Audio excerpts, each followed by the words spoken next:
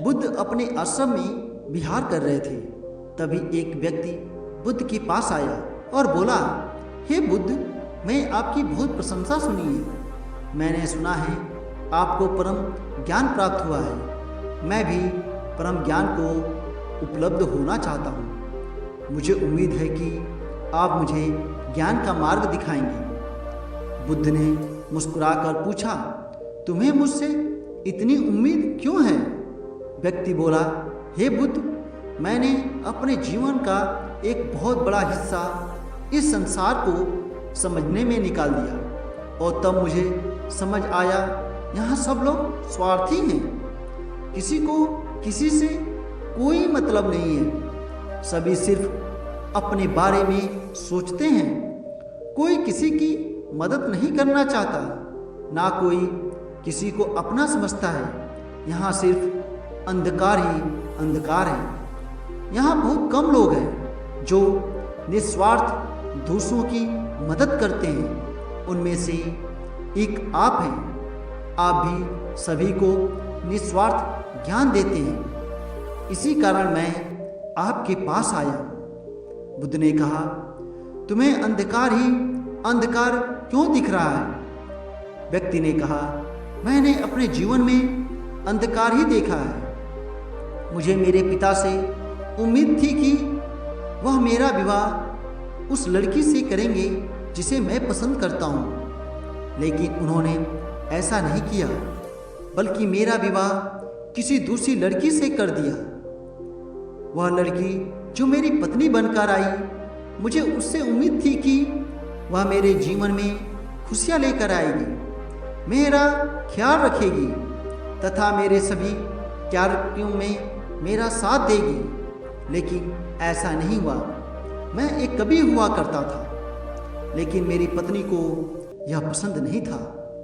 वह चाहती थी मैं कुछ और काम करूं और ज़्यादा पैसे कमाऊं। वह इसके लिए मुझे रोज़ झगड़ा करती थी।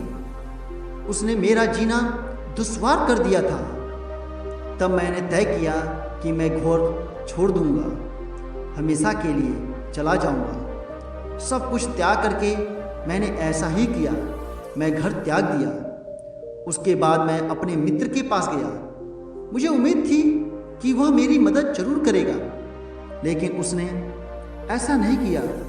तब मैं समझ गया कि इस दुनिया में कोई किसी का नहीं है, सब अपने मतलब के लिए हैं। तब मैं साधुओं महात्माओं के पास चला गया। वहाँ मैंने उनसे ज्ञान की बातें सीखी, उनका आशीर्वाद भी लिया और तब मुझे समझ आया कि यह दुनिया एक माया से ज़्यादा कुछ भी नहीं है। यहाँ हर एक व्यक्ति भ्रमित हो जाता है और इस माया में पड़ा रहता है, लेकिन मैं खुशनसीब था जो इस माया की दुनिया से बाहर निकल आया। अब मुझे पता है कि हम ईश्वर की बात और ज्ञान के माध्यम से ही अपने कर्मों को सुधार सकते हैं, जहाँ हमें ईश्वर की प्राप्ति होगी और हमें कोई भी कष्ट नहीं होगा। मुझे आपसे एक और उम्मीद है कि आप मुझे ज्ञान के शिखर तक ले जाएंगे। बुद्ध मुस्कुराए और बोले, ठीक है, लेकिन उससे पहले तुम्हें मेरा एक काम करना होगा। क्या तुम करोगे? व्यक्ति ने कहा, आवश्यक बुद्ध। बुद्ध ने कहा, ठीक है, मैं तुम्हें यह घड़ा देता हूँ। उस पर मैंने अपने हाथों से कलाकृतियाँ बनाई हैं। तुम्हें उसकी रक्षा करनी है। मुझे उम्मीद है तुम उसे कभी टूटने नहीं दोगे। वह व्यक्ति बोला, बुद्ध, बस इतनी सी बात, मैं इस घड़े की अपनी जान से भी ज़्यादा रक्षा करूँगा। बुद्ध ने कहा, एक और काम जो तुम्हें करना है, तुम्हें रोज़ सुबह उठकर सभी भिक्षुओं के लिए जल लेकर आना है, आश्रम की साफ सफाई करनी है और जो भी बहुत भिक्षु ध्यान कर रहे हैं उनकी सेवा करनी है तथा सभी भिक्षु के साथ भिक्षा मांगने नगर जाना है और वहाँ से आकर फिर सबके लिए भोजन की तैयारी करनी है। और यही नहीं, जब तक मैं ना कहूँ मेरे प्रवचन या ध्यान सभा में तुम्हें नहीं आना है। सही समय आने पर मैं खुद तुम्हें बुला लूँगा, और अगर तुम्हें मुझसे कोई बात करनी है तो तुम यह घड़ा लेकर ही मेरे पास आना। वह व्यक्ति बोला, ठीक है बुद्ध। उसने वह सारे कार्य किए जो बुद्ध ने कहा था। 1 महीना हो चुका था। अब तक बुद्ध ने उस आदमी को नहीं बुलाया था। फिर वह खुद ही बुद्ध के पास चला गया, लेकिन बुद्ध ने उससे बात नहीं की। तब उसे याद आया कि बुद्ध ने कहा था कि अगर वह बुद्ध से बात करना चाहता है तो घड़ा लेकर ही आए। वह फिर घड़ा लेकर बुद्ध के सामने उपस्थित हो गया। बुद्ध ने पूछा, क्या तुम्हें मुझसे कुछ पूछना है? व्यक्ति ने कहा, बुद्ध 1 महीने हो गया है। आपने जो भी कहा मैंने सब किया। चलो काम तो ठीक है, लेकिन आप मुझे सभा में कब बुलाएंगे? बुद्ध ने कहा, सही समय आने पर मैं खुद बुला लूँगा। यह सुन वह व्यक्ति वहाँ से चला गया और अपना काम करता रहा। ऐसा करते करते 1 महीने और बीत गया। 2 महीने हो चुके थे। वो उसी तरह अपना काम कर रहा था। उसे बुद्ध से जाकर फिर वही प्रश्न किया। बुद्ध ने फिर कहा, सही समय आने पर मैं खुद तुम्हें बुला लूँगा। यह देखते देखते 1 महीना और बीत गया। अब व्यक्ति का धैर्य जवाब दे रहा था। वह व्यक्ति बुद्ध के एक शिष्य आनंद के पास गया और बोला, हे आनंद, बुद्ध सही नहीं कर रहे हैं मेरे साथ। मुझसे बाद में आए शिष्यों को बुद्ध ने अपनी सभा में शामिल कर लिया, लेकिन मुझे अभी तक नहीं किया। आनंद ने कहा, बुद्ध ने जो भी कहा है वह तुम्हारे लिए है। उसे किसी और से मत कहो।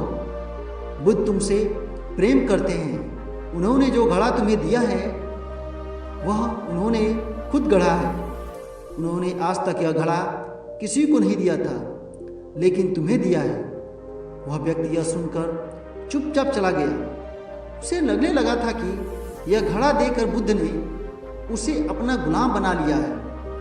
एक दिन उस व्यक्ति के धैर्य ने जवाब दे दिया और वह घड़ा लेकर बुद्ध के सामने खड़ा हो गया और बोला, आप मुझे मूर्ख बना रहे हैं। मैं जब से आया हूँ तब से इंतजार कर रहा हूँ कि आप मुझे सभा में बुलाएंगे, ज्ञान देंगे, लेकिन आपने ऐसा कुछ नहीं किया। जब भी मुझे आपसे बात करनी होती है, मुझे यह घड़ा लेकर आपके पास आना होता है। मुझे लगा था आप मुझे कुछ सिखाएंगे, लेकिन ऐसा नहीं हुआ और आप मेरी उम्मीद पर खरा नहीं उतरे।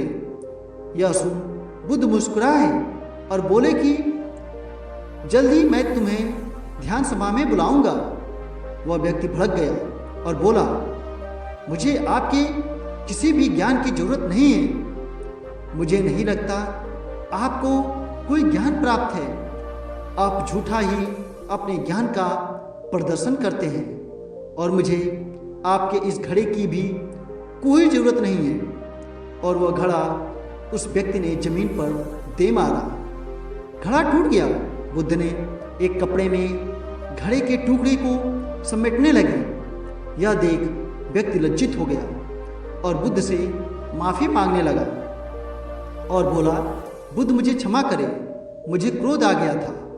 बुद्ध ने मुस्कुराते हुए कहा, अब समय आ गया है, तुम सभा में उपस्थित हो सकते हो।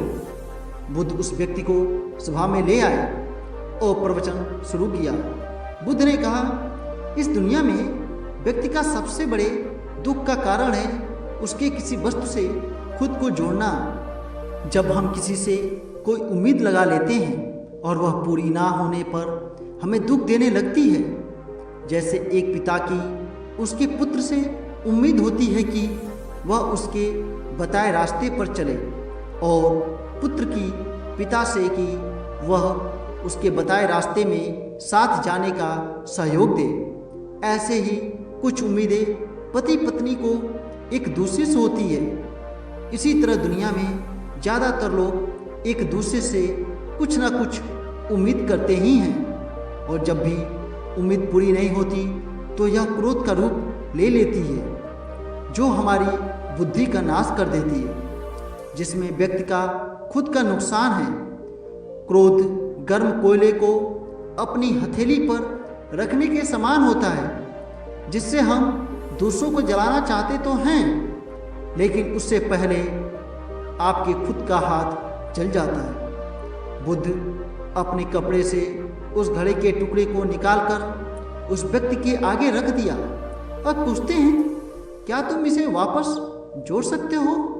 वह व्यक्ति लज्जित होकर हाथ जोड़कर बुद्ध से बोला, मुझे माफ करें, मेरी बुद्धि नष्ट हो गई थी जो मैंने ऐसा काम किया, मैं इसे वापस नहीं जोड़ सकता। बुद्ध ने कहा, मैं यही आपको समझाना चाहता हूँ। तुमने पूरी जिंदगी दूसरों से उम्मीद करी, जब उम्मीद पूरी नहीं हुई तब तुम क्रोध में आकर वहाँ से भाग गए, जिससे तुम्हारा ही नुकसान हुआ। वह व्यक्ति बोला, क्या हमें किसी से कोई उम्मीद नहीं करना चाहिए? बुद्ध ने कहा, जब भी तुम दूसरों से अपने स्वार्थ के लिए उम्मीद करोगे तो दुख पाओगे, लेकिन अगर वही तुम दूसरों को सुख देने की उम्मीद करोगे तो तुम्हें खुद भी सुख मिलेगा।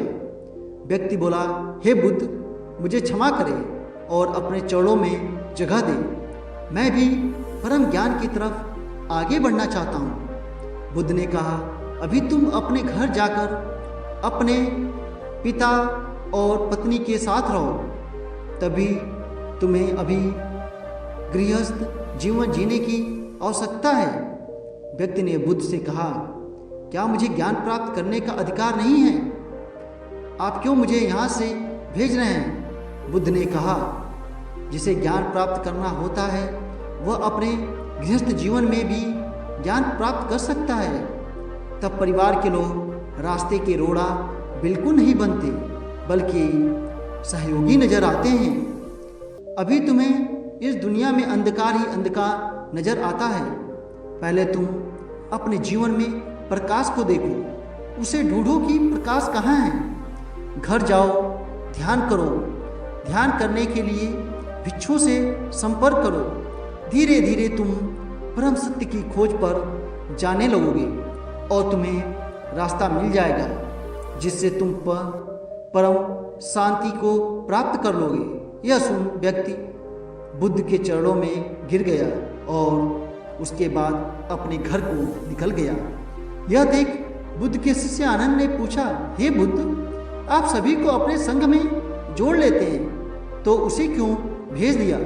बुद्ध ने कहा, सुनो आनंद, इस दुनिया में बुद्धि के विकास और प्राथमिक चरण को पार करने के लिए दुनिया से होकर गुजरना पड़ता है।